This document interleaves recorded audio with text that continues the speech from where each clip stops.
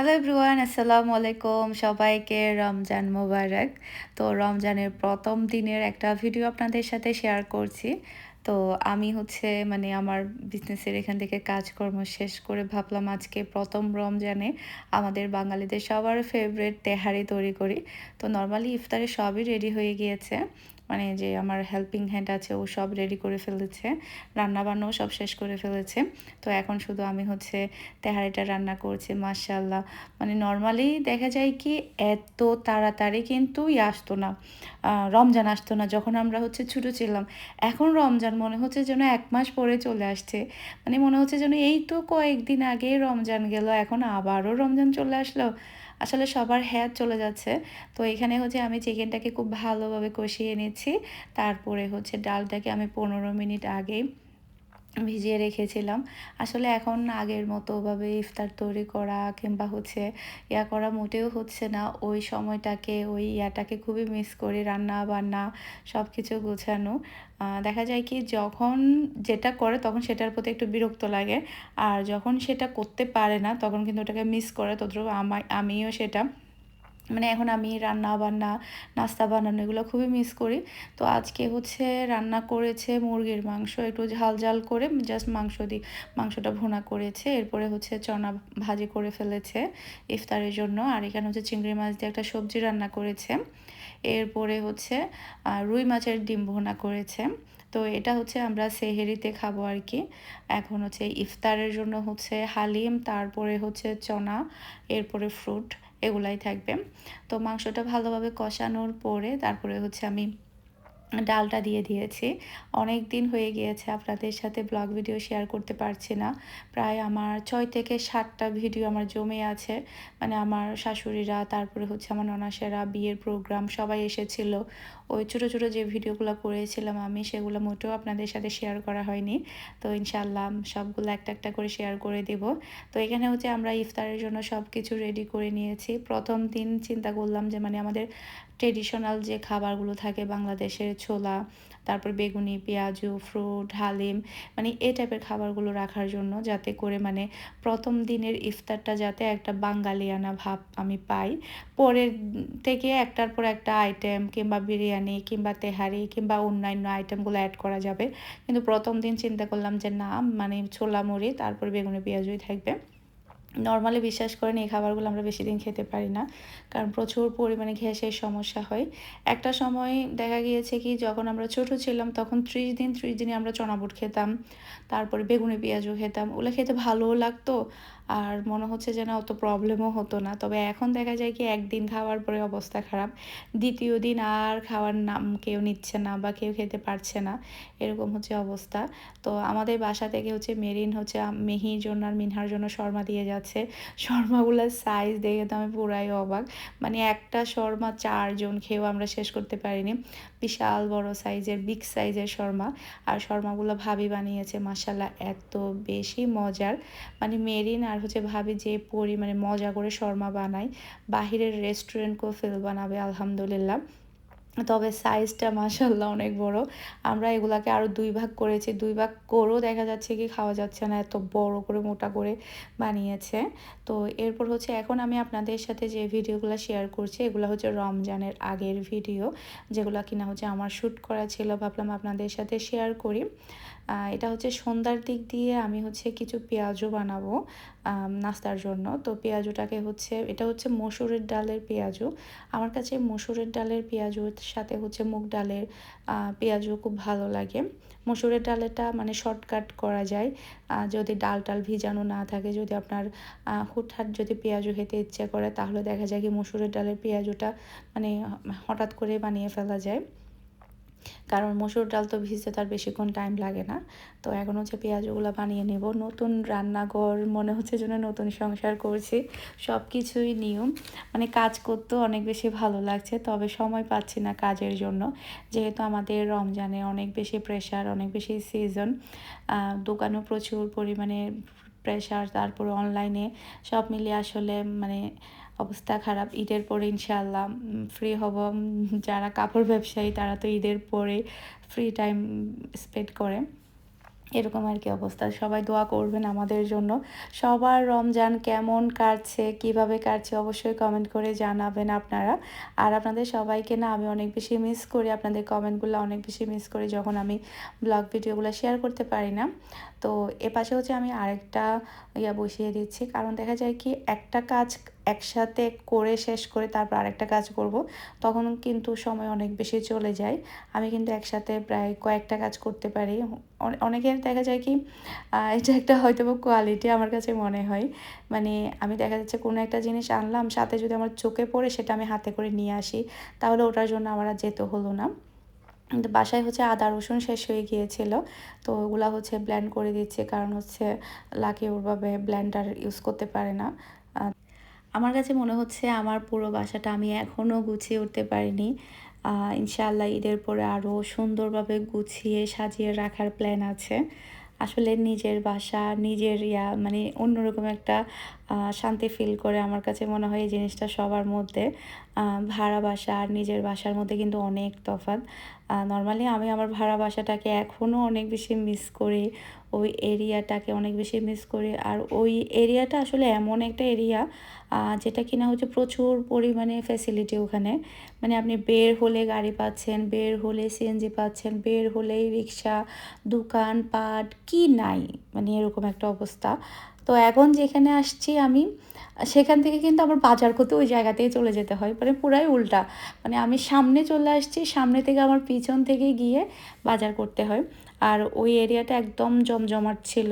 মানে রাত হলেও দেখা যায় কি মানুষজনের আনাগোনা, জিনিসপত্র পাওয়া।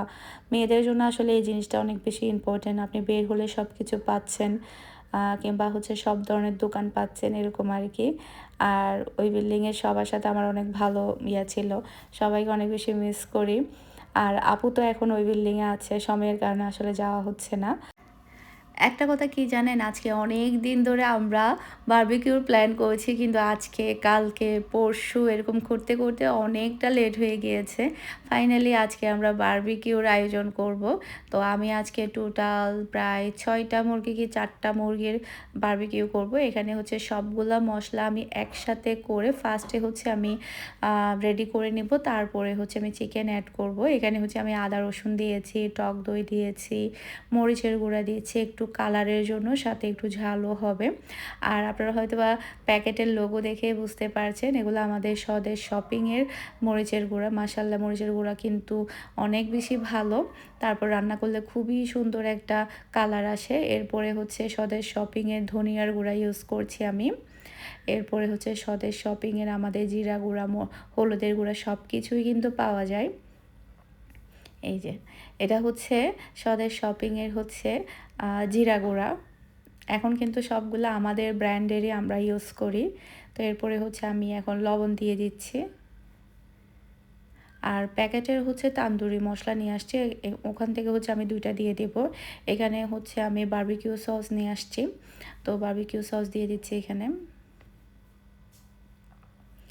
তারপরে দিয়ে দিব হচ্ছে টমেটো সস। ছাদের উপরে বারবিকিউ করলে না অনেক বেশি ভালো লাগে, তবে আমাদের ছাদটা এখনও প্রপারলি অত বেশি রেডি হয়নি।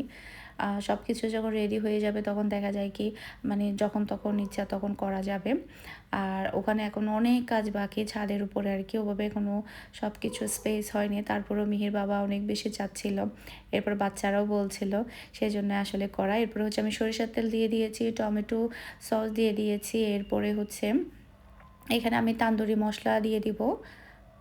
এখানে আমি 2টা তান্দুরি মশলার প্যাকেট আমি কেটে নিয়েছি, 2টা প্যাকেট আমি এখানে দিয়ে দিয়েছি। এরপরে হচ্ছে লেবু দিতে হবে। আর গোলমরিচ হচ্ছে আমার বাসায় আজকে ছিল না, এটা তো আমি হচ্ছে মানে রেডি করে রেখেছিলাম হচ্ছে সকালের দিক দিয়ে, পরে আবার মানে বিকেলের দিক দিয়ে এনে হচ্ছে আমি এটা আবার গোলমরিচের গুঁড়া দিয়েছিলাম এখানে। আপনারা এখানে গোলমরিচের গুঁড়াটাও দিয়ে দিবেন। তো লেবুটা এখানে চেপে দিয়ে দিচ্ছি আমি। আগে থেকে যদি মশলাটা যদি রেডি করে রাখা যায় তাহলে দেখা যায় কি চিকেনের গায়ে প্রত্যেকটা মশলা ভালোভাবে যায়, যদি মশলাটা যদি আপনি এভাবে রেডি করে ফেলেন। তো এখানে দেখতে পাচ্ছেন আমি সবগুলা উপকরণ এখানে দিয়ে দিয়েছি, এখন হচ্ছে মিক্স করার পালা। তো সব কিছু সুন্দরভাবে আমি এখন হচ্ছে এখানে মিক্স করে নেব। তারপরে হচ্ছে আমি চিকেনটা অ্যাড করব এখানে। এই যে আমার মশলাটা রেডি। এখন হচ্ছে আমি চিকেনটা দিয়ে দেব। চিকেন দেওয়ার পর আমি খুব ভালোভাবে এটাকে মেখে নিয়েছি, যাতে করে প্রত্যেকটা চিকেনের গায়ে গায়ে কোনায় কোনায় যাতে মশলাটা যায়। এটাকে হচ্ছে আমি 7 থেকে 8 ঘন্টার জন্য ম্যারিনেট করে রেখে দিয়েছিলাম। ছাদের উপরে আমাদের চুলা কিন্তু রেডি। এরপরে এখানে হচ্ছে কর্ন ফ্রাই করা হচ্ছে। কর্নগুলো ফ্রাই করার পরে মাশাআল্লাহ অনেক বেশি মজা লাগে। তো চিকেনের সাথে সাথে আমরা কিন্তু ফিশ ফ্রাইও করব। এখানে হচ্ছে তেলাপিয়া মাছ এনেছে। তেলাপিয়া মাছগুলো সাইজ অনেক বড় বড় ছিল। তেলাপিয়া মাছের হচ্ছে বারবিকিউ খেতে অনেক বেশি মজার হয়। আমি মিহির বাবাকে বলেছিলাম কোরাল মাছ নিয়ে আসার জন্য, তবে অত সুবিধা কোরাল মাছ পাইনি বাজারে, যার কারণে তেলাপিয়া মাছ নিয়ে আসছে। আর বাচ্চারা তো অনেক বেশি হ্যাপি বারবিকিউ করাতে। ওরা এই ধরনের একটা আয়োজন আসলে অনেক দিন ধরে আসলে পাচ্ছিল না। আর আমাদেরও অনেক বেশি ভালো লাগছে, কারণ ছাদের উপরে খোলা আকাশের নিচে আসলে বারবিকিউটা অনেক বেশি সবাই এনজয় করে। এখানে যদি একটু সব কিছু রেডি হয়ে যায় কিংবা হচ্ছে হল রুম টুম হয়ে যায়, তখন দেখা যাবে কি আরও বেশি ভালো লাগবে এই ধরনের পার্টিগুলো করতে। তো কর্নগুলো ফ্রাই করার পরে মাশাআল্লাহ অনেক বেশি টেস্টি লাগছিল। তো আমরা সবাই একটা একটা করে খাচ্ছি, ভাবি আয়াস সবাই আমরা ছাদের উপরে উঠে গিয়েছি। বাচ্চারা তো খুবই মজা করছে।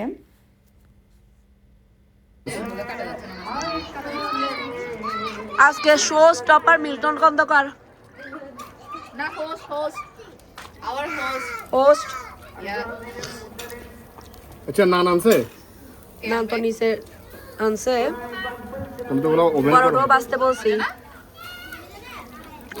না নান পরোটা আমি নিয়ে আসতেছি। এখন না, দেরি আছে তো, হোক না। খাও না, তোমরা খাও আগে। আর দিও না।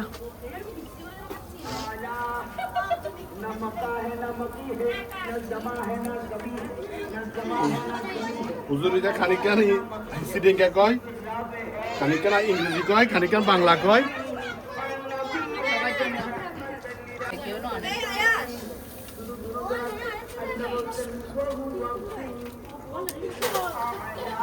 এবার চল না। এই মিহি, তুমি উপর থেকে খাওয়া শুরু করো, অর্ধেক আসবে স্টপ করে দিবে, বাকি অর্ধেক আমি খাবো, ঠিক আছে? খাও আর কাউকে দিবে না, তুমি ওই সাইডে যাও।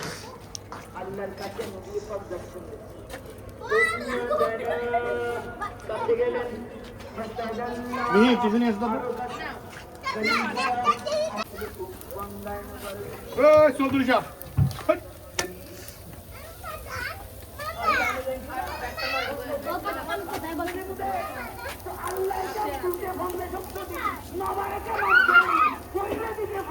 এখানে করতে হবে, এটা ভেঙে যাচ্ছে, এখানে লেগে যাচ্ছে এখানে।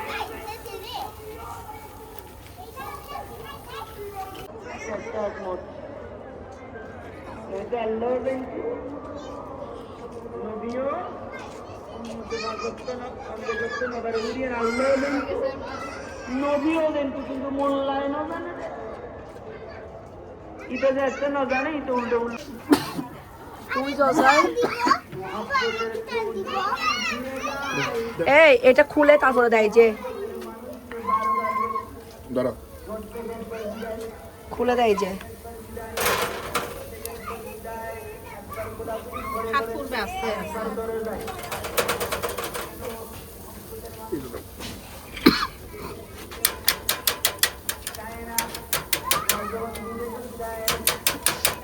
ইয়ান কিনে তো ভালোই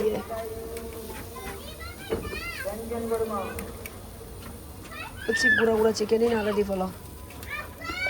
এখনো হয় নাই তো দাঁড়াও দাঁড়াও, খেয়ে যাও।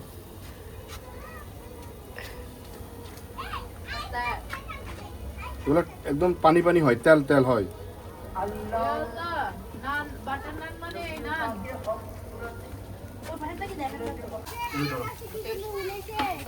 পানি দিস কেন? উল্টাও, যেগুলো যে পাশ কাঁচা উল্টা উল্টে যাও। আপু আমার হাত ছেড়ে দিলে তুমি ধরে ফেলে খাও ক্যাচ।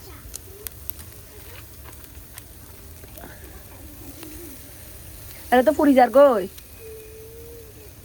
মিল্টন হ্যাঁ, পড়ে যাচ্ছে যে যেটা পড়ে যাচ্ছে নিয়ে গেল, প্লেট নিয়ে কারাগার মিরে পিছড়ি কারাগার তোমার পাশে মিহি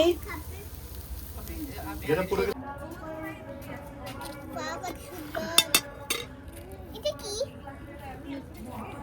আমার এক পিস দাও তো আমার হাতে। লেগ পিস দেখো দাও তো, বসো সবাই বসো। ছোট লেগ পিস দাও। লেগ পিস নাই। এই তো হ্যাঁ এটা